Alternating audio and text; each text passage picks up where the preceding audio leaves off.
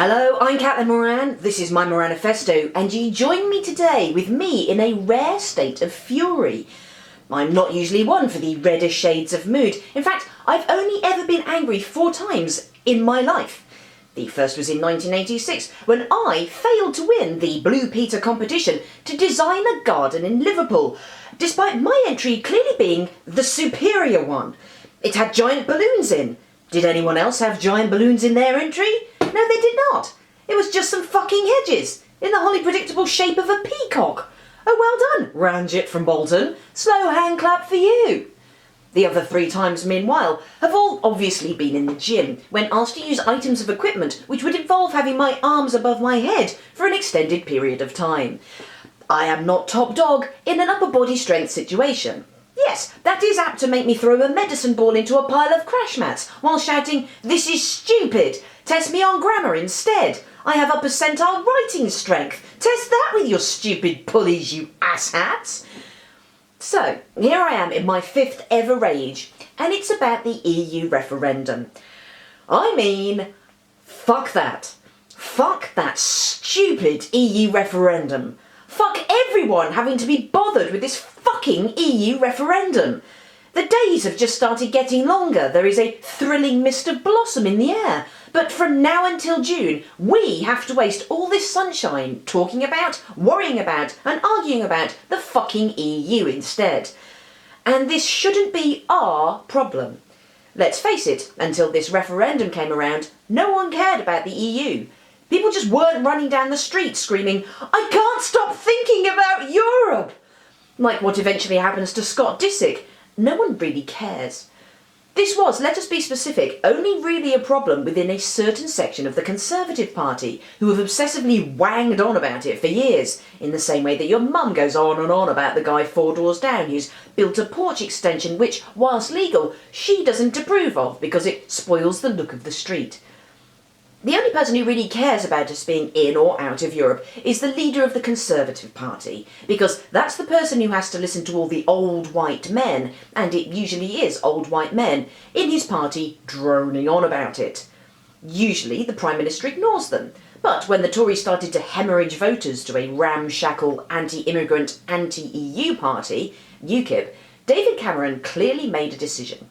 And the decision was this: there is a small but influential section of my party that wishes me to say the Tories would leave Europe, but I don't want to make a decision. I don't want to be the one who deals with an ideological split in my party, pro-Europe on one side, anti-Europe on the other, because that will involve shouting, and shouting makes my face all red, and I'm out of here in 4 years anyway. I know, I'll call a referendum, and then everyone else can deal with it, and nothing will be my fault. Hurrah! And so now, we all bear the brunt of what really should have been little more than a disciplinary issue involving 21 Tory MPs from the home counties. This, in 2016, is Cameron's Britain. Millions of people resentfully Googling Jean-Claude Juncker bad man instead of playing swing ball, taking the dog for a walk, or getting laid. The 250,000 people who go to Glastonbury on the day of the referendum are not only having to pack a tent and find some drugs, but are also having to register for a postal vote. Families are being split asunder when one member goes, "It's been okay for Greenland to not be in the EU," and everyone else screams, "Greenland is just a fucking giant ice cube in the middle of the sea. We're the 5th biggest economy in the world and a key part of Europe. It's totally fucking different." And vexingly, we can't follow David Cameron's lead and get other people to make the decision for us, because this is really important. We have to care.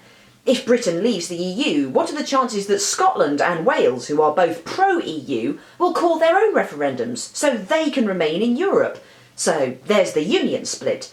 What will be the global ramifications of us leaving Europe at the point where the refugee exodus poses the biggest crisis since the end of the Second World War? Those who wish us ill, Russia and ISIS, must be high-fiving that the energy of the most prosperous but currently shaky union in the world is being diverted by the UK having a drama queen hissy fit over a quarter of a pint of fuck all. And the ultimately enraging aspect of all of this? That it's a problem that would have just gone away if Cameron had had the balls to wait a bit.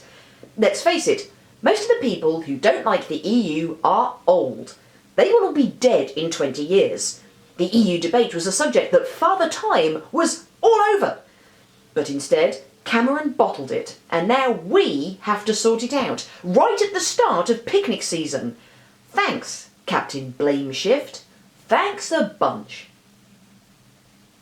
I'll see you next week for another instalment of my Moranifesto. Until then, you can subscribe to me here and follow me there. I've no idea what I'm doing with my fingers. Apparently there are graphics. And I'll see you then. Take care. Bye-bye. Everyone out there has one idea that would make the world a better place, and I want you to tell me yours.